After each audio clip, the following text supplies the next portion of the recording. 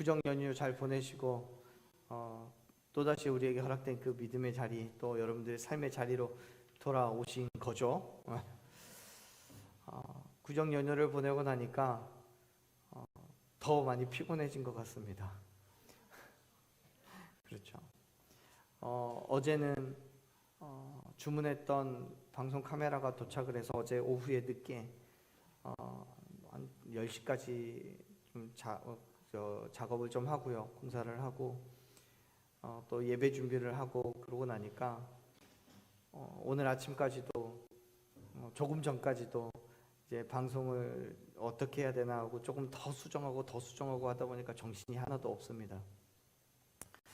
아무래도 전문가에게 맡기질 않고 혼자 하다 보니까 더 그렇게 빈 자리들이 좀 생기는 것 같아요. 오늘 지나고 나면 이번 주 안에는 좀 정리가 돼서 다음 주에는 좀 더 나은 환경 속에서 우리가 함께 예배할 수 있을 거라고 생각합니다. 여러분은 무엇을 인생의 목표로 삼고 계십니까? 혹시 지금은 뭐 우리가 나이가 있어서 그런 건 없다고 한다면 여러분의 20대, 30대 때 혹은 40대 시절에 어떤 삶의 목표를 가지고 사셨습니까? 어떤 조사에서 보니까요, 20, 30대에게 인생의 목표를 물었더니 놀랍게도 물질적으로 풍요로워지는 거라고 약 70%가 대답했다고 합니다. 더 많은 것을 살 수 있는 경제적인 그 여유가 생긴다면 지금보다 더 행복할 거라고 믿는 거예요. 그래서인지 요즘 믿지 않는 청년들과 대화를 하면 복음을 전하면 그런 대답을 많이 듣습니다. 하나님 계셔요? 목사님, 하나님 계십니까? 그러면 복 주세요. 믿을게요. 이 말을 쉽게 이해하기 쉽게 풀어보자면 제 대학 붙여주세요. 저 직장 구해주세요.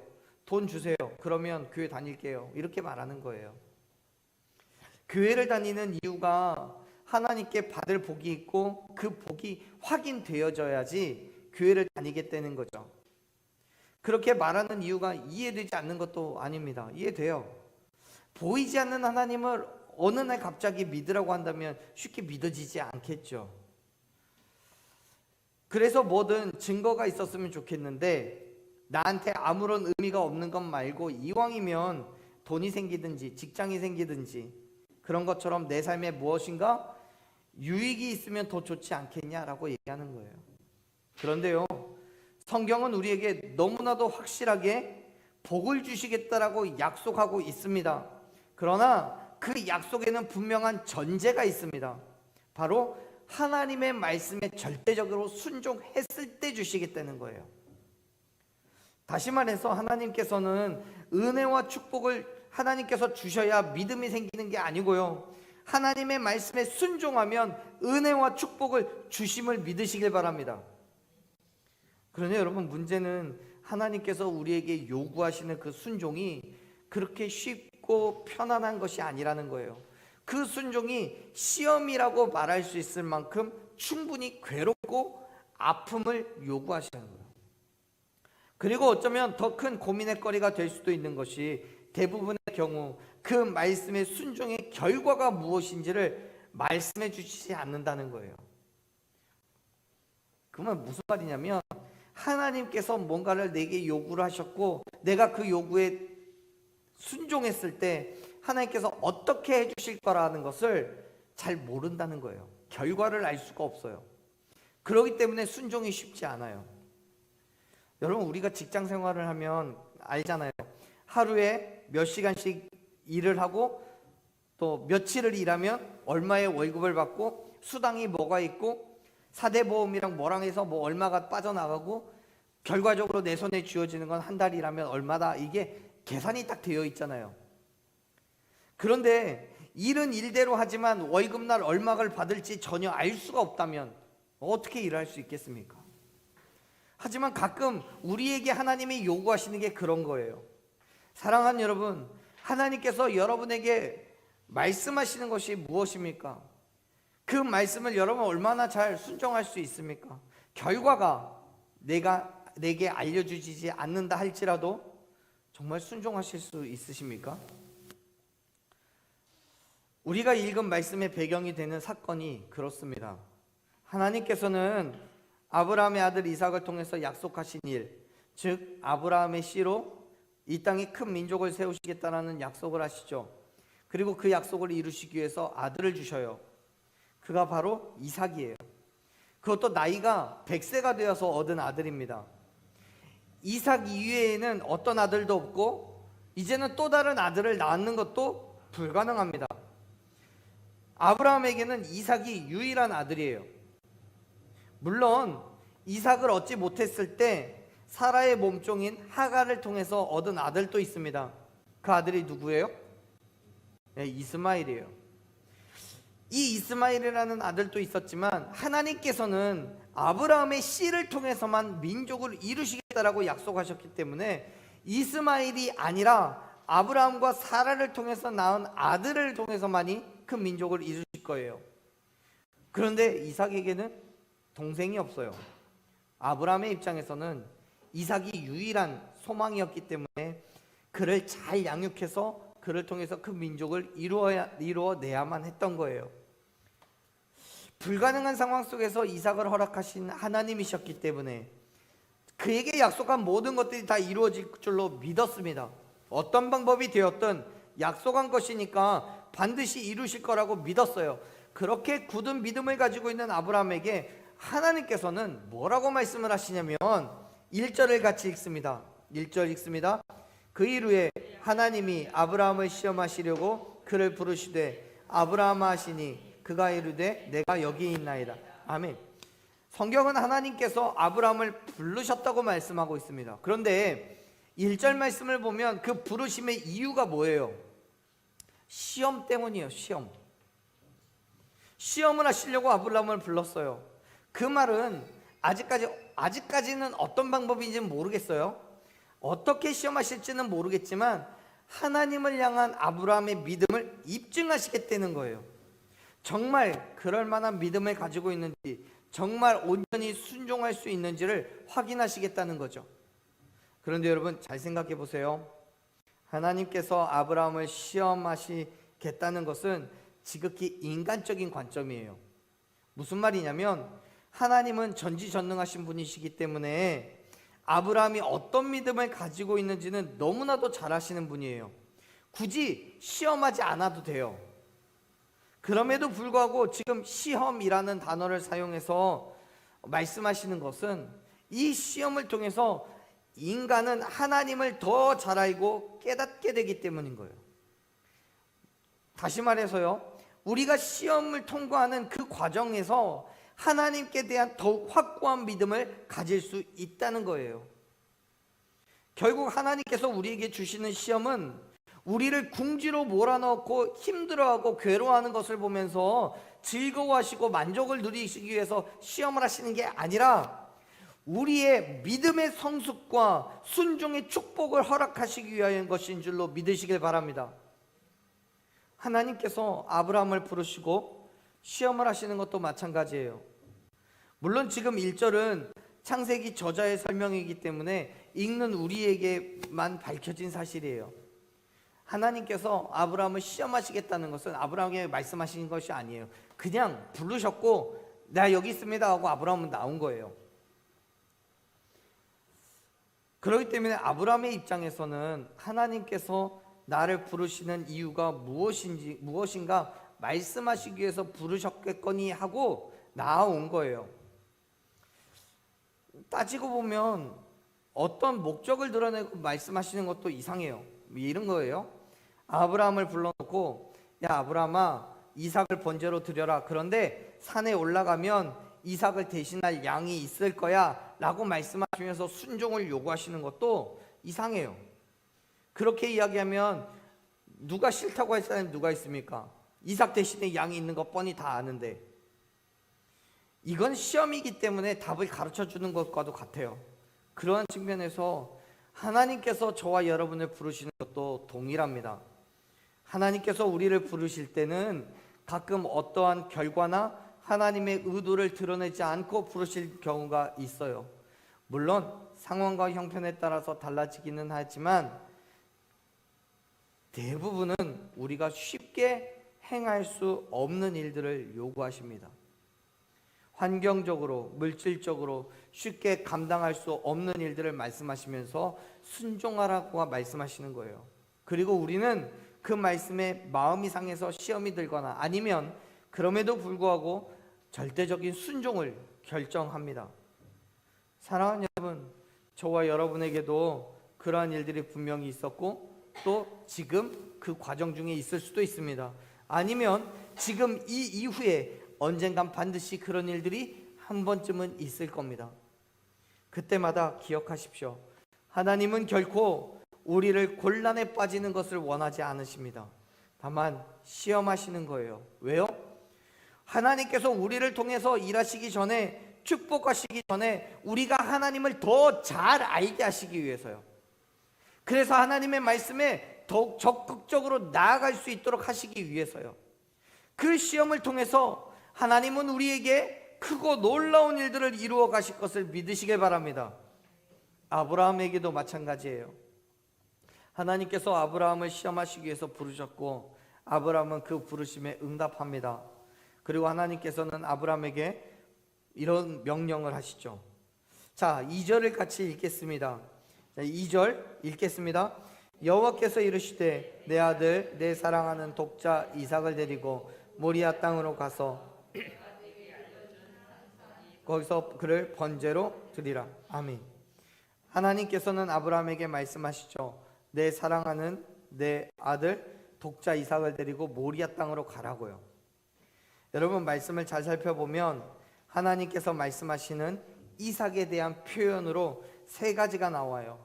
뭐가 나오냐면 아들, 그리고 사랑하는 그리고 독자, 이렇게 세 가지 단어가 나와요. 모두 다 이삭을 표현하는 단어예요. 히브리어 원문 그대로 번역해도 이 세 가지 단어는 그대로 나타납니다. 단어상으로도 계속해서 2인칭으로 써요. 이삭을 이야기하는 거예요. 의도적으로 하나님은 이삭이 하나님께서 허락하신 아들, 하나님께서 주신 아들, 그리고 전적으로 아브라함의 아들이 아니라 아브라함이 사랑하고 아브라함의 하나밖에 없는 아들이라는 것을 강조하고 있어요. 다 무슨 말이냐면 하나님께서는 아브라함에게 이삭을 번제로 드리라고 요구를 하시면서 철저하게 아브라함의 인간적인 감정을 건드리고 있는 거예요. 아브라함의 아들, 네 아들, 네 사랑하는 네 독자라고 얘기를 하잖아요. 하나님께서 주셨고 소유권이 하나님께 있는, 그래서 아무런 관심 없이 잠시 맡아두고만 있는 것에 불과한 그 어떤 것이 아니라 하나님께서 주신 건 확실하지만 소유권이 나에게 있고 내가 사랑하고 딱 하나밖에 없는, 구할 수도 없는 그것을 요구하고 계시는 거예요. 번제로 드리라고요. 지금 하나님께서는 아브라함에게 인간적으로는 용납할 수 없는 상황이 되었을 때 어떻게 반응하고 있는 건지를 보고 계시는 거예요. 사실 지금 하나님께서 아브라함에게 요구하시는 것에 대해 이삭을 번제로 바치라는 것은 하나님의 입장에서도 계약 위반이에요. 무슨 말이냐면 이삭은 하나님께서 아브라함의 자손으로 하여금 큰 민족을 이루시겠다고 약속한 것을 지키시기 위해서 주신 아들이에요. 그런데 지금 그 이삭을 바치라고 말씀하시는 것은 내가 너에게 한 약속을 지키지 않겠다라고 말씀하시는 거예요. 번제라는 건 칼로 죽여서 물과 피를 다 쏟게 한 후에 불로 완전히 태워서 드리는 것을 말해요. 하나님께서 그러한 제사를 아브라함에게 요구하시는 거예요. 그것도 아브라함의 아들, 하나밖에 없는 사랑하는 이삭을 제물로 삼아서요. 그건 아브라함에게 있어서 엄청난 결단을 요구하는 겁니다. 단순하게 사랑하는 아들을 죽여야 된다는 것을 넘어서서 하나님과의 약속이 단절되는 것을 의미해요. 뿐만 아니라 사랑하는 아들을 잃어버린 슬픔에 더하여서 하나님께서 약속하신 큰 민족을 이루시는 것도 끝나버린다라는 그 사실이 아브라함에게는 큰 충격일 수밖에 없습니다. 그렇기 때문에 하나님께서 요구하시는 그 명령을 지켜 행하는 게 쉽지 않은 거예요. 어려운 거예요. 사랑하는 여러분, 하나님께서 저와 여러분에게 요구하시는 것, 특별히 우리가 시험이라고 말할 수 있을 만한 그런 요구에 대해서 여러분들은 어떻게 반응하십니까? 정말 그 말씀 그대로를 순종하는 것이 쉽지 않습니다. 왜냐하면 그 말씀에 대한 순종은 곧 우리에게는 큰 결단이 필요하기 때문입니다. 그 결단은 나의 것이고 내가 사랑하고 내게 유일하게 존재하고 있는 그것을 포기해야 되는 것과 같이 엄청난 일임과 동시에 더 이상 볼 수도 없고 그것을 통해 이루어야 될 하나님의 일이 끝나버릴 수도 있습니다. 그러한 일에 여러분 어떻게 쉽게 순종할 수 있겠습니까? 아브라함의 경우 우리는 이미 이 일은 시험이고 뒤에 가면 양이 존재한다는 것도 알기 때문에 너무도 쉽게 할 수 있다라고 말할 수 있을지도 모릅니다. 하지만 지금 아브라함은 그 사실을 모르잖아요. 우리도 양이 준비되어 있을지 아니면 아무것도 없을지 알 수 없습니다. 그렇다면 여러분 어떻게 하겠습니까? 정말 믿음으로 순종하실 수 있겠습니까? 사랑하는 여러분, 지금 하나님께서 우리에게 명령하시는 것이 뭡니까? 특별히 예배의 삶에서 말씀하는 게 뭡니까? 그 명령을 지켜 행하는 것은 어려울 수도 있습니다. 때로는 내게 많은 것들을 포기해야 된다라고 하실 수도 있습니다. 그럼에도 불구하고 사랑하는 여러분, 우리의 말씀에 순종해야 됩니다. 하나님의 말씀에 절대적인 순종을 해야 됩니다. 하나님 앞에 굴복하고 무엇이 되었던 순종하는 믿음을 가질 때 저와 여러분 예수 그리스도 안에서 완전한 승리를 경험할 수 있음을 믿으시길 바랍니다. 믿음으로 순종하고 그때 우리에게 주어진 그 인간적인 소유욕에서 승리하고 세상의 가치 가운데서 승리하고 죄와 사망으로부터 승리할 수 있음을 믿으시길 바랍니다. 보세요. 아브라함은요 하나님의 말씀에 순종했습니다. 많은 것을 묻지도 따지지도 않아요. 3절을 보면 이렇게 얘기합니다. 3절 읽어볼게요.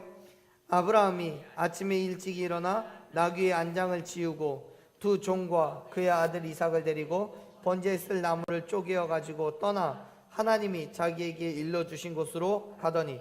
아멘. 성경은 아브라함이 아침에 일찍 일어났다고 기록합니다. 사실 성경은 하나님께서 아브라함에게 어떤 시간대에 이렇게 부르셨고 말씀하셨는지 2절을 요구하셨는지를 기록하고 있지 않아서 얼마의 시간이 지난 이후에 아브라함이 그 길을 떠났는지는 모르겠습니다.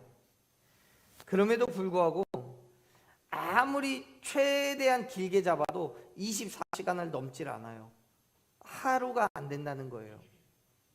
다시 말해서 아브라함이 하나님의 말씀에 순종할 것인가 그렇지 않을 것인가를 고민했던 시간은 너무나 짧았던 거예요. 그 사실은 두 가지를 의미합니다. 첫째는 아브라함이 하나님의 말씀에 무조건적인 순종을 했다는 거죠. 그리고 그 이상의 고민은 순종하지 않을 가능성이 있다는 거예요.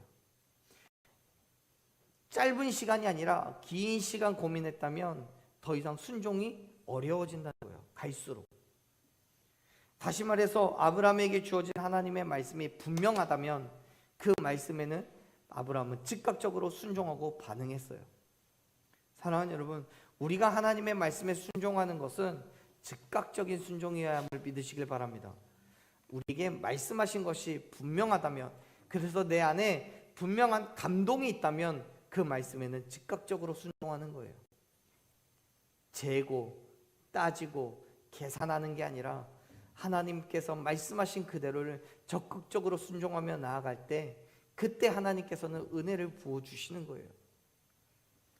우리가 고민해야 될 것은 하나님의 말씀에, 그 분명한 하나님의 말씀에 순종을 할 거냐 말 거냐가 아니라 이 말씀이 진짜 하나님의 말씀이냐 아니면 마귀의 간교한 속삭임이냐 그것만 고민하면 되는 거예요.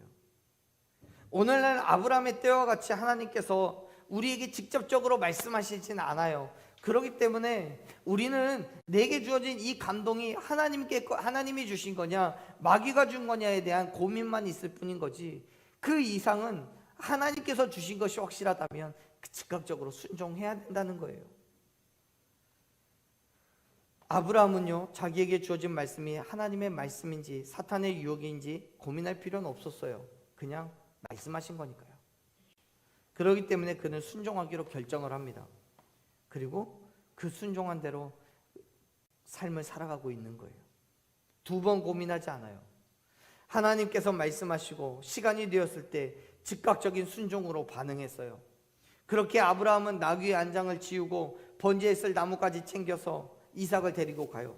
성경을 보면 하나님께서 말씀하신 곳에 이르기까지 그 모리아산까지 약 3일이나 걸려요. 그러면 무슨 말입니까? 아브라함이 이삭을 데리고 길을 떠나서 말씀하신 그 목적지에 다다를 때까지 3일이라는 시간 동안 생각하고 고민하고 계획을 취소할 만한 여유가 있었다는 거예요. 그럼에도 불구하고 아브라함은 하나님께서 말씀하신 그곳까지 멈추지 않고 갑니다. 끝까지 포기하지 않고 믿음의 길을 걸어갔어요. 사랑하는 여러분, 말씀하신 그곳, 하나님의 말씀이 있는 그곳까지 걸어가는 그 믿음의 삶을 포기하지 마십시오. 말씀에 순종하며 예배의 자리, 그 은혜의 자리로 나아가십시오. 그곳에 아브라함은요, 이삭을 데리고 가는 거예요. 가면서 종들에게 뭐라고 얘기합니까? 5절 말씀 보면 얘기하죠. 5절 같이 한번 읽어볼게요. 5절 읽습니다. 이에 아브라함이 종들에게 이르되 너희는 나귀와 함께 여기서 기다리라. 내가 아이와 함께 저기 가서 예배하고 우리가 너희에게로 돌아오리라 하고. 아멘. 정말 흥미로운 사실은 아브라함이 종들에게 지금 있는 곳에서 기다리라고 말하면서 이삭과 함께 조금 떨어진 곳에서 예배하고 그 다음에 돌아오겠다라고 말해요. 그런데 아브라함은 종들에게 혼자 돌아오는 게 아니라 우리가 함께 돌아오겠다라고 말해요. 히브리어 원문을 보면요, 분명하게 복수의 형태로 말합니다. 즉 아브라함과 이삭 둘이 간 거잖아요. 돌아올 때 아브라함 혼자가 아니라 이삭과 함께 돌아오겠다라고 말해요. 지금 아브라함은 이삭을 번제로 드려야 돼요. 그 말은 이삭을 죽여야 된다는 거예요. 그럼에도 불구하고 아브라함은 다시 이삭과 함께 돌아오겠대요. 이게 무슨 말입니까? 아브라함은 이미 확신하고 있는 거예요. 하나님의 말씀에 순종하여서 나아간 그 자리에서 하나님의 놀라운 은혜를 경험하게 될 거라는 것을 믿는 거예요. 지금 이 상황에 대해서 히브리서를 기록한 저자는요, 아브라함에게 믿음이 있었다라고 말합니다. 한번 말씀을 찾아볼까요? 히브리서 11장 말씀 한번 보겠습니다.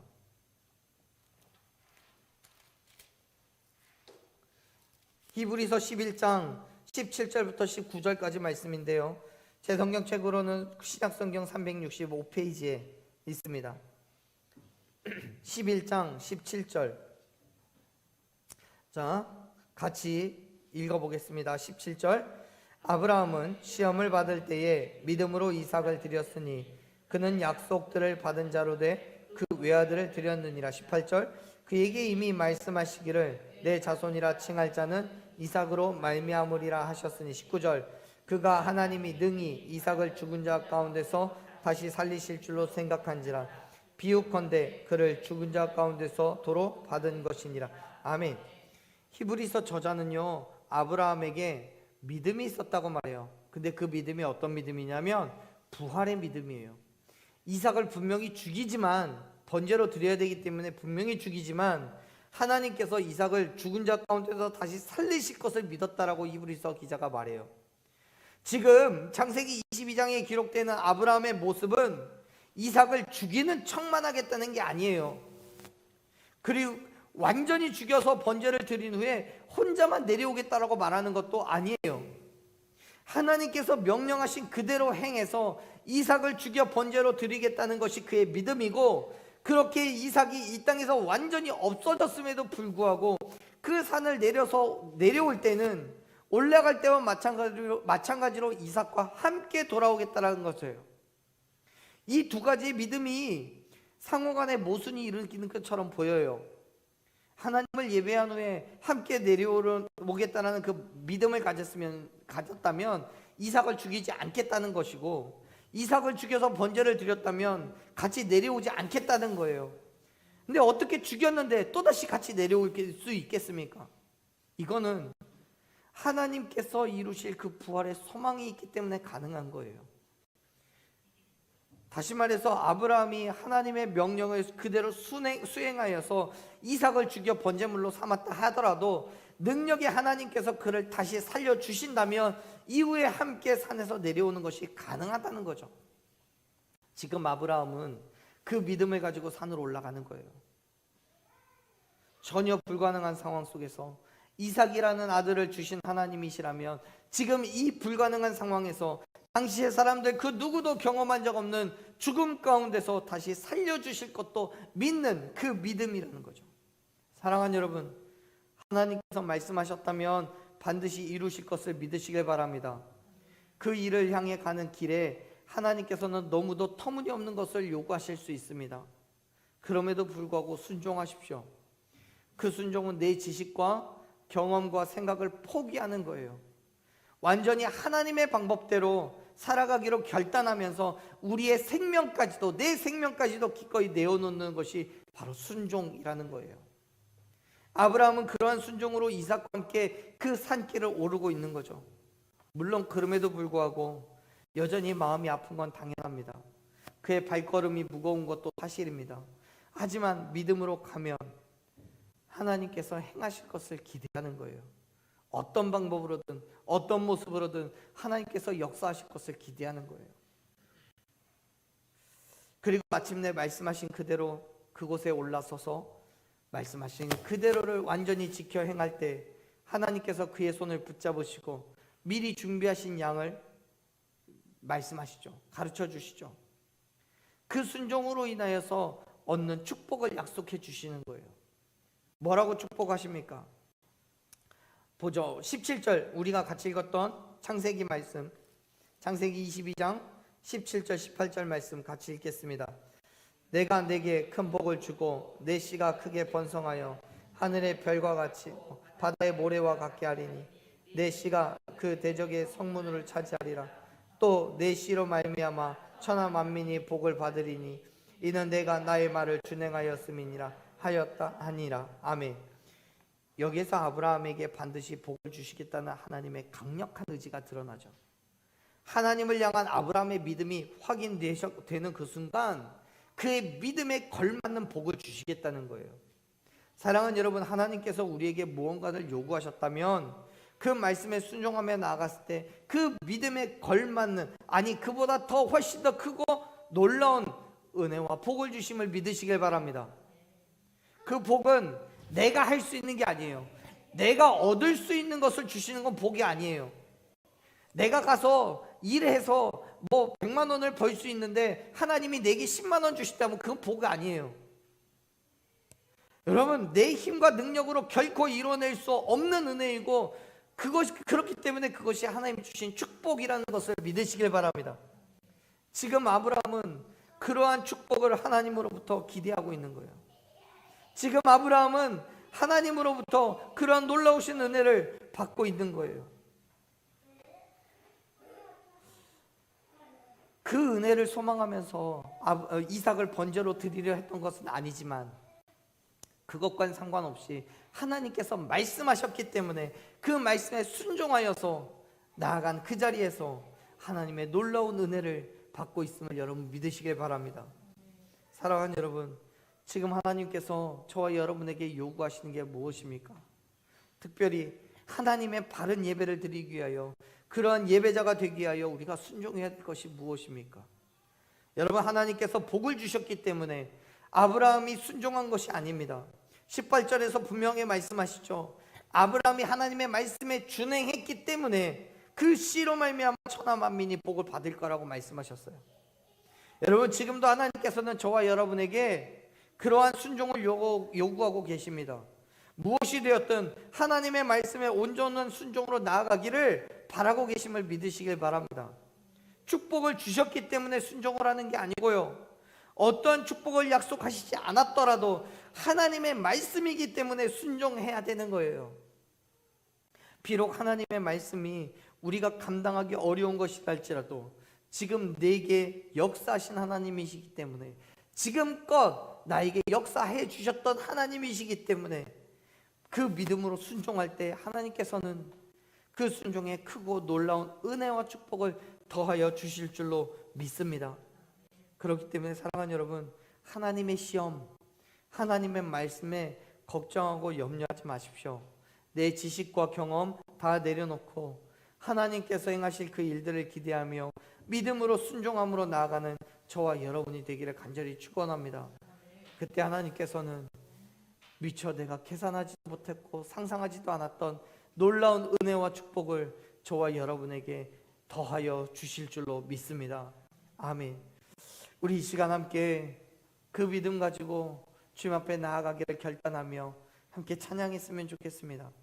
사랑하는 여러분, 우리가 하나님의 말씀에 순종하는 것은요, 그 결론이 훤히 보이기 때문이 아닙니다. 마치 안개 속에 있는 것처럼 아무것도 보이지 않고 날마다 세상 속에서 유혹과 시험을 받고 있음에도 불구하고 나아가는 그 길입니다. 나를 통하여서 하나님께서 행하실 일들을 기대하며 예배하는 거예요. 그것이 우리의 믿음의 순종이 되기를 간절히 소망합니다. 저와 여러분의 삶의 모든 영역에서 하나님을 바라보며 순종의 자리로 나아갈 때 저와 여러분 가운데 함께 하시고 지키시고 보호하시는 하나님의 놀라운 은혜를 경험하게 될 줄로 믿습니다. 여전히 계시는 그 예배 자리에서 기꺼이 나를 만나 주시고 크고 놀라운 은혜와 축복을 더하여 주실 줄로 믿습니다. 그 믿음으로 함께 이 찬양을 고백하며 나아가겠습니다. 안개가 날 가리워